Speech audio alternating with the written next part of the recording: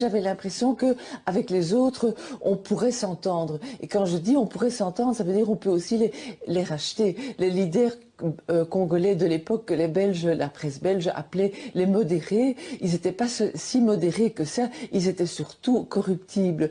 Avec Lumumba, c'était difficile. On avait l'impression qu'on ne pouvait pas lui faire entendre raison, qu'on ne pouvait pas l'acheter, le corrompre, parce que il avait son idée, il était assez idéaliste.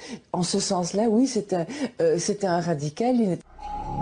Même en Belgique, les adversaires de Lumumba ne restent pas inactifs. Comme la commission d'enquête a pu l'établir, des fonds secrets sont envoyés au Congo dès juillet 60 pour déstabiliser le gouvernement Lumumba.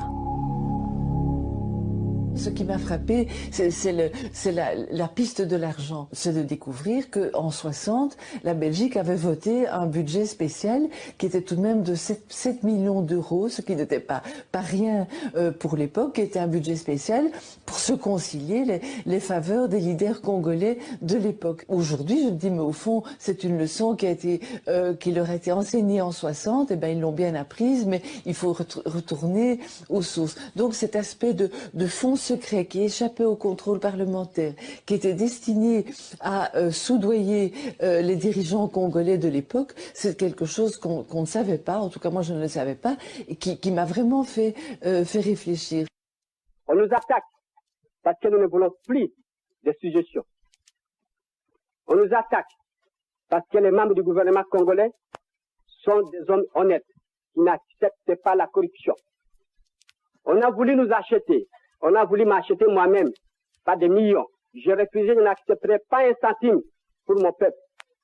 Et aujourd'hui, le gouvernement belge a mobilisé des fonds pour acheter des mécontents, des ingrits à travers le pays, qui jour par jour, dans les journaux, dans les presses, montent une campagne organisée contre le gouvernement, contre la nation.